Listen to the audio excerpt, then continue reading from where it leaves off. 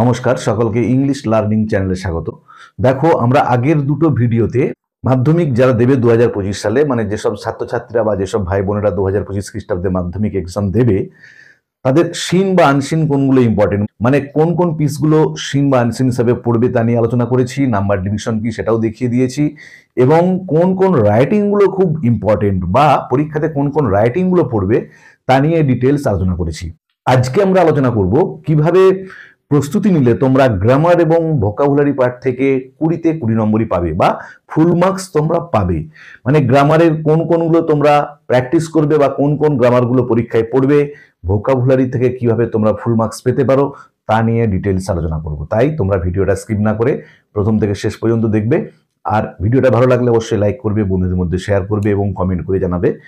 আর যারা চ্যানেলটা প্রথম দেখছো বা চ্যানেল এখনো সাবস্ক্রাইব করনি তারা অবশ্যই সাবস্ক্রাইব করে পাশে থাকা বেল বাটনটা প্রেস করবে, যাতে পরের ভিডিওগুলো আপলোড করার সাথে সাথে তোমাদের কাছে নোটিফিকেশন পৌঁছে যায়। আর যারা আগের দুটো ভিডিও দেখোনি, যেখানে আমি সিন আনসিন যে সাজেশনটা দিয়েছি বা রাইটিং এর যে সাজেশনটা দিয়েছি, তাদের জন্য আমি ডেসক্রিপশন বক্সে ওই দুটো ভিডিওর লিঙ্ক দিয়ে রেখেছি, তোমরা অবশ্যই তোমাদের সময় মতো দেখে নিও। এছাড়াও ক্লাস 10-এর প্রত্যেকটা যে তোমাদের সিনের পিসগুলো আছে, প্রত্যেকটা যে 8টা লেসন আছে, প্রতিটি লেসনের বাংলা অনুবাদ বিশ্লেষণ করে অলরেডি ভিডিও আপলোড করেছি, তার লিঙ্কও ডেসক্রিপশন বক্সে দেওয়া আছে, তোমরা তোমাদের প্রয়োজন মতো দেখে নিও।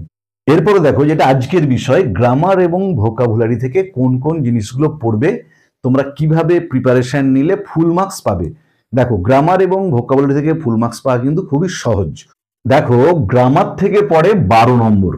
12 নম্বরটা কিরকম ডিভিশন থাকে দেখে নাও। প্রপার ফর্ম অফ ভার্বস, ভার্বের উপযুক্ত ফর্ম, শূন্যস্থান দেওয়া থাকবে, 3টে করে অপশন দেওয়া থাকবে, সেখানেতে 3টে করতে হবে 3 নম্বর। আমরা যদি টেক্সট বইটা ভালো করে পড়ি, টেক্সট বই থেকে অনেক সময় পড়ে, তাছাড়াও তোমরা যে টেস্ট পেপারগুলো প্র্যাকটিস করছো, সেই টেস্ট পেপারগুলো বিশেষ করে পর্ষদেরটা, যেটা সরকার থেকে দিয়েছে, স্কুল থেকে দিয়েছে, সেইখানে প্রত্যেকটা পিসের শেষে, মানে প্রত্যেকটা স্কুলের শেষে যে গ্রামারগুলো আছে সেগুলো ভালো করে প্র্যাকটিস করবো। ওখান থেকে পড়ার সম্ভাবনা কিন্তু সব থেকে বেশি। তাহলে ওইখান থেকে পড়বে 3 নম্বর প্রপার ফর্ম অফ ভার্ব। আর যারা টেন্স জানো তারা তো খুব সহজেই এটা করতে পারবে। বেশিরভাগ ক্ষেত্রেই দেখবে এটা কিন্তু আমাদের চেনাশোনা টপিক থেকে পড়ে, মানে আমরা যে বিষয়টা জানি, যে প্যাসেজটা জানি, সেখান থেকে পড়ে।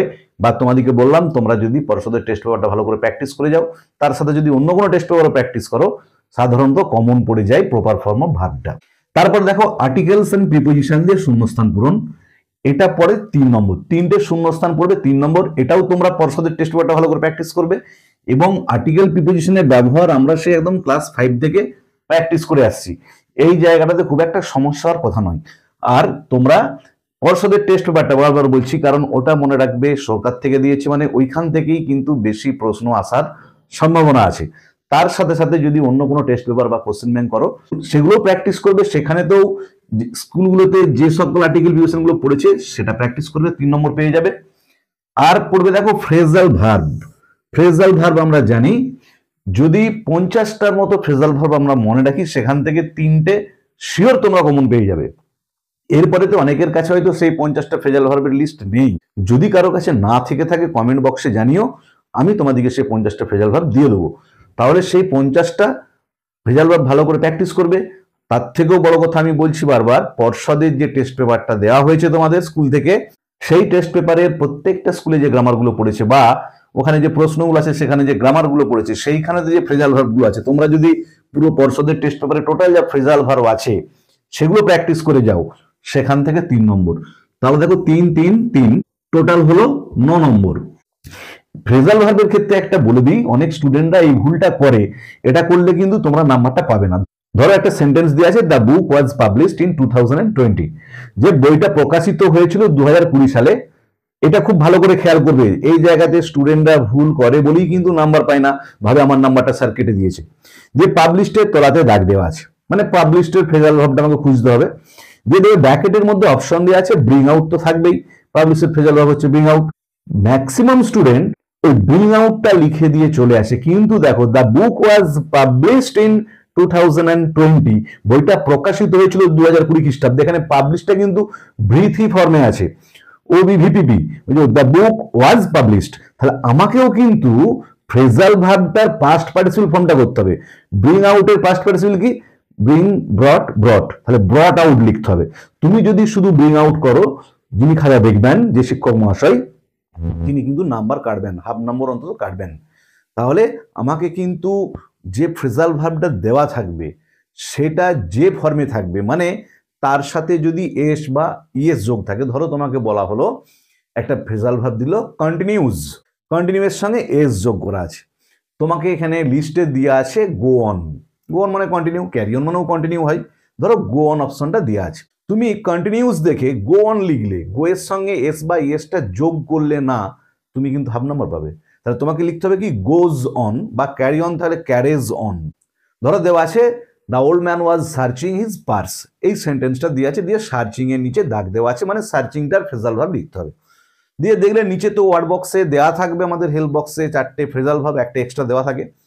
তো আমরা লুক ফরটা পেলাম, তোমরা কিন্তু লুক ফর যদি লেখো তাহলে কিন্তু হাফ নাম্বার। তোমাকে সার্চিং দিয়ে আছে দেখো, মানে সার্চের সঙ্গে আইএনজি যোগ করে আছে, তোমাকেও কিন্তু লুকের সঙ্গে আইএনজি যোগ করে, মানে তোমাকে লিখতে হবে looking for, not look for. যদি লুক ফর লেখো তাহলে কিন্তু নাম্বার ফুল পাবে না। মানে আমি যেটা বলতে চাইলাম, যে ফ্রেজাল ভার্বটা দেওয়া থাকবে, মানে যে ওয়ার্ডটার নিচে দাগ দেওয়া থাকবে, সেটা যদি পাস্ট টেন্সে থাকে আমরা উত্তরটা পাস্ট টেন্সে লিখব, সেটা যদি কন্টিনিউয়াস ফর্মে থাকে মানে আইএনজি যোগ করা থাকে, আমরাও উত্তরটা কন্টিনিউয়াস ফর্মে মানে ভার্বের সঙ্গে আইএনজি যোগ করে লিখব।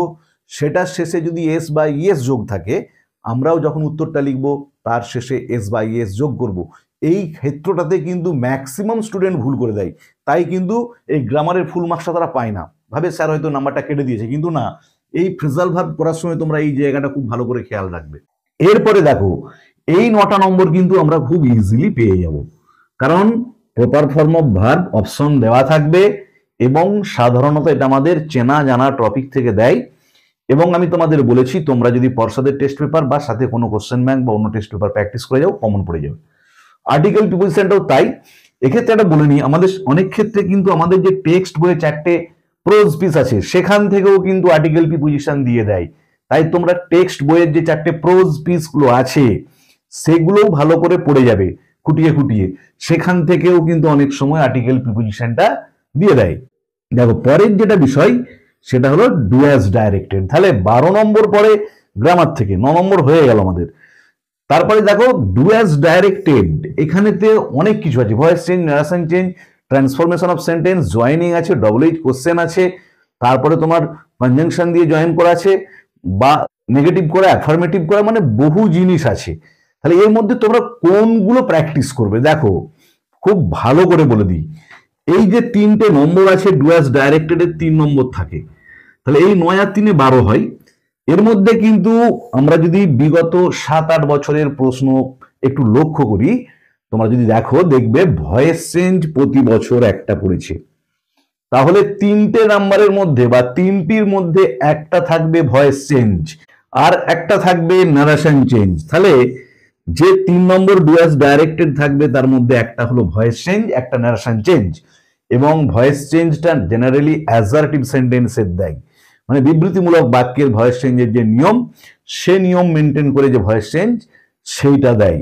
আর তোমরা তোমাদের টেক্সট বইয়েতে প্রত্যেকটা লেসনের শেষে যেসব গ্রামারগুলো আছে ওগুলো ভালো করে প্র্যাকটিস করে যেও, তার সাথে টেস্ট পেপারের বিশেষ করে পর্ষদের টেস্ট পেপারের প্রত্যেকটা পিসের যে গ্রামারগুলো আছে সেগুলো কিন্তু খুব ভালো করে প্র্যাকটিস করবে।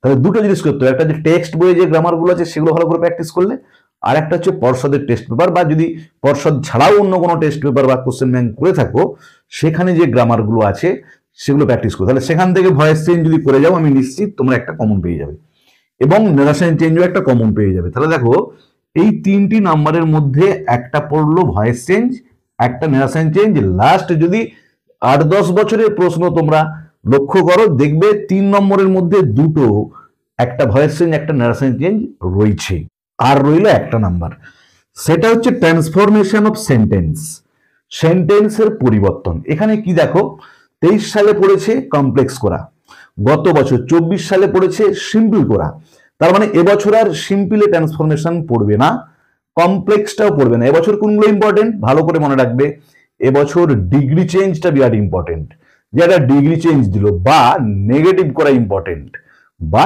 Join করাগুলো important. তাহলে হয় ডিগ্রি চেঞ্জ পড়বে, এই যে একটা বাকি রইল এর মধ্যে হয় থাকবে ডিগ্রি চেঞ্জ, না হলে থাকবে negative transform into negative or affirmative, নাবাচক থাকলে হ্যাবাচক করতে হবে, হ্যাবাচক থাকলে নাবাচক করতে হবে, অথবা কি বললাম না জয়েনিং অফ সেন্টেন্সেস, জয়েন করা।